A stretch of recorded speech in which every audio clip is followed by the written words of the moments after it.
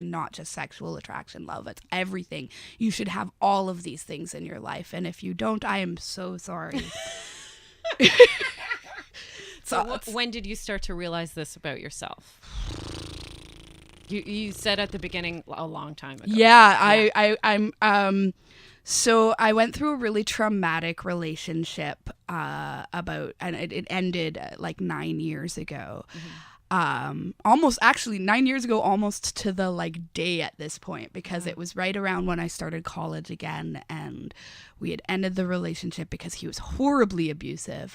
And I started, and in college, you know, college is college. College is, even no matter what age you are when you go to college, you're going to be that person that sleeps with everyone. Like it happened. So I was trying to figure out what I was. And towards the end of college, I was like, I don't enjoy it. Like I don't enjoy sex. Specifically sex. There's other things, there's other dynamics that I enjoy, but you know, sex, penetration, like it's not for me. Not interested. And that's, you know, again, like spectrum, right? There are some asexuals who really enjoy penetration. I am just not one of them. So I started like exploring the idea of asexuality, and I was like, I don't know, I don't know.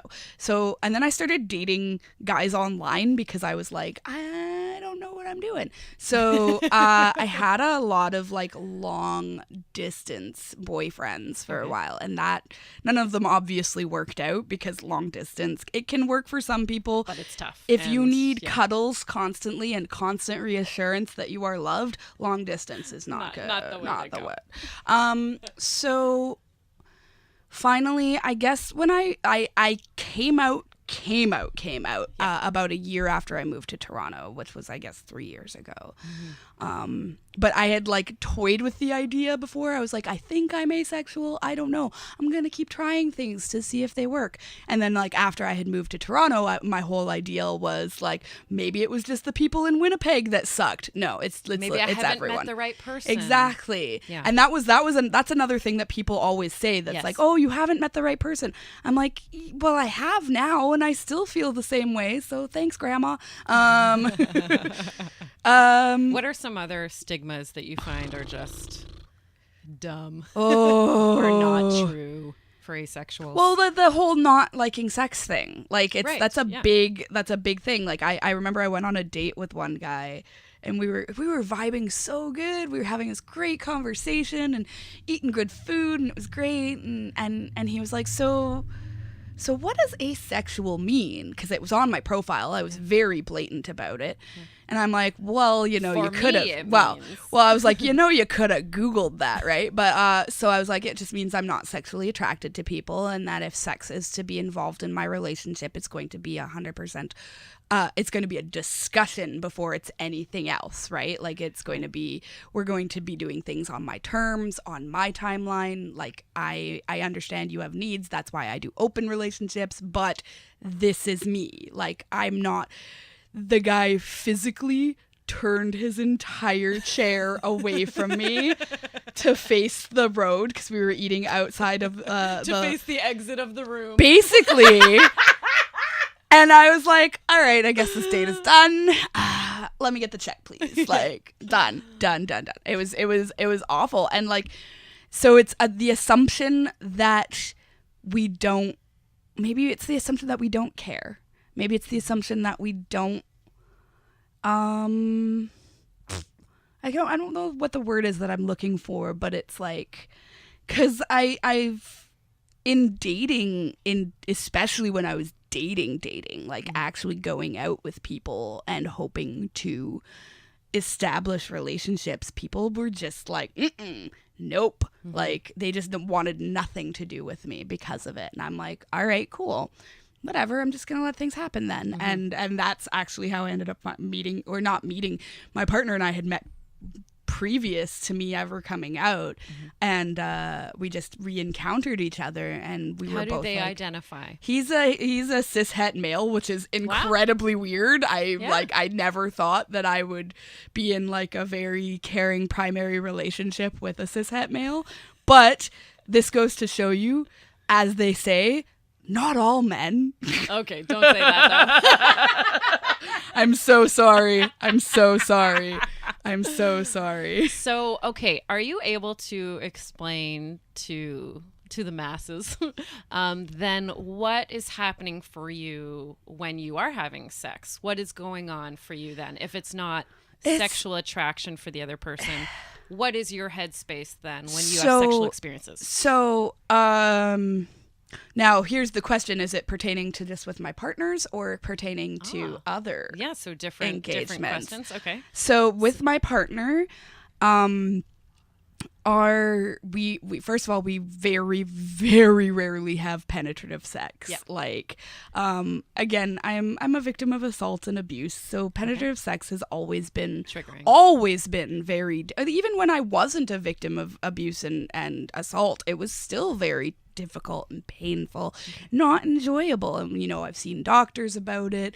I was diagnosed with vulvodynia at one point. My mom has vulvodynia. Yeah, and they were like, we don't know what's wrong with you. And I'm like, neither do I. Turns out just nobody was really paying attention to me and what my needs were at the time, because now, you know, like, I can actually have enjoyable penetrative sex with my partner if I am in the right headspace to do it. All the circumstances it's basically perfect. All of the planets need to be aligned. Yes. Nothing has to be in retrograde. Like, nothing. It's So sexual experiences with him are about intimacy. Mm-hmm. It's not about sex. It's not about orgasm. It's about closeness. Mm-hmm. It's about touch. It's about caring and kindness and loving kindness. And like, we really took our time when we got back together. Like, we had been hanging out for a while before we even broached the subject of sex. Like, and like, he does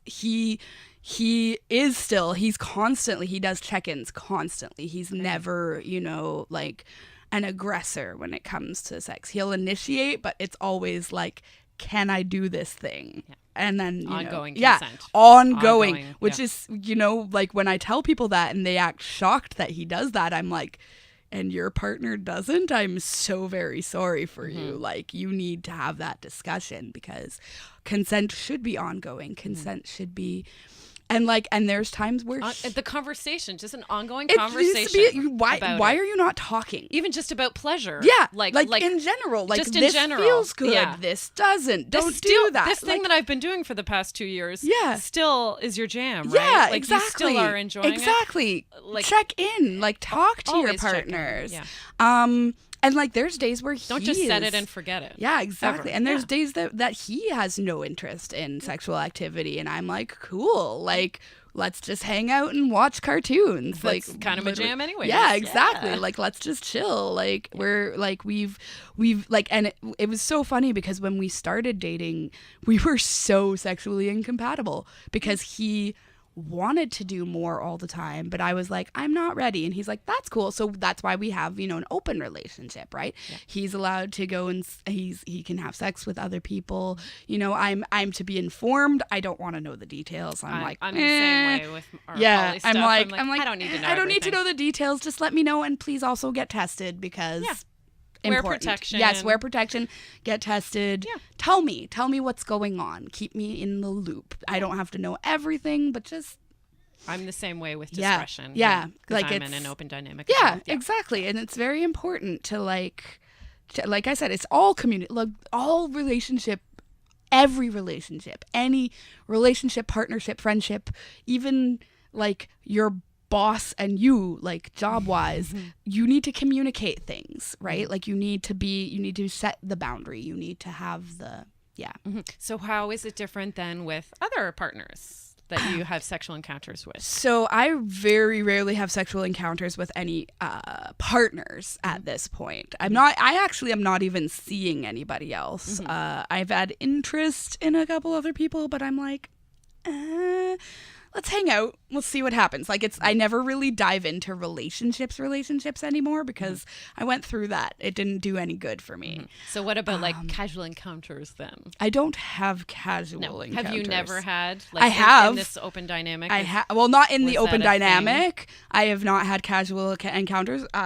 my partner actually came from a casual encounter. Okay. When I first moved here, I had Tinder because I thought it was just Winnipeg people. I don't know. Yeah. I had Tinder. We swiped right. Yeah. We talked for a bit. He was like, "Can I come over?" I'm like, "Absolutely."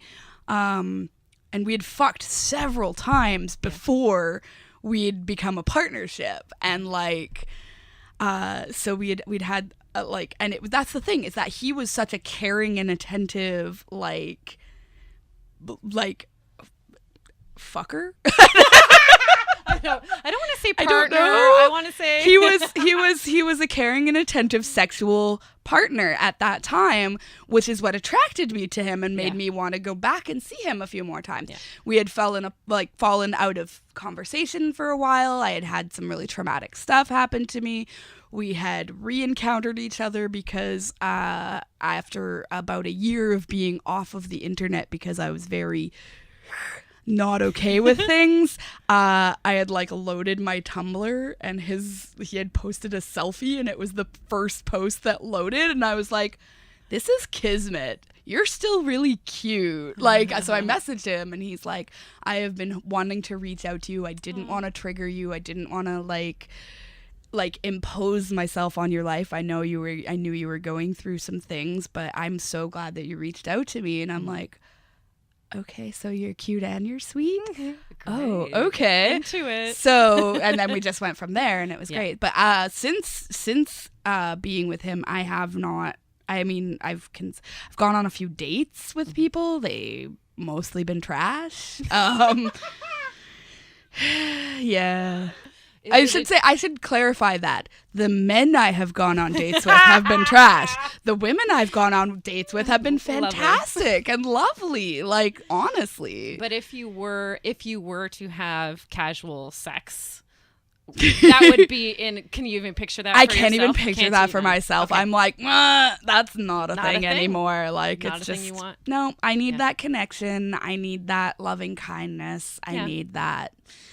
Yeah. Yeah. That's lovely. It is. It's wonderful. I could brag about my partner all day long. I'm like, oh, he's so lovely. And he's going to hear this later, and he's going to be like, why did you say all of that? And I'm like, because you're good and I like you. Because you're one of the good ones. You're amazing. Stop it. Okay. Okay. I don't think we can go on too much longer without doing some sponsor stuff.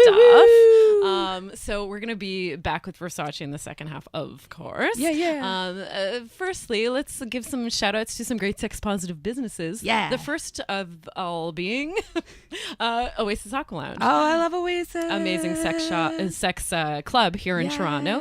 231 Mutual Street if you want to go and check it out here in Toronto. Also, you can go to oasisaqualounge.com and see what they're all about if you like. It is a sex positive hub for sex positive businesses, educators, entertainers like ourselves. Yes. Also, they're shame-free, judgment-free when it comes to pleasure and play. They're accepting of people of all gender identities and sexualities.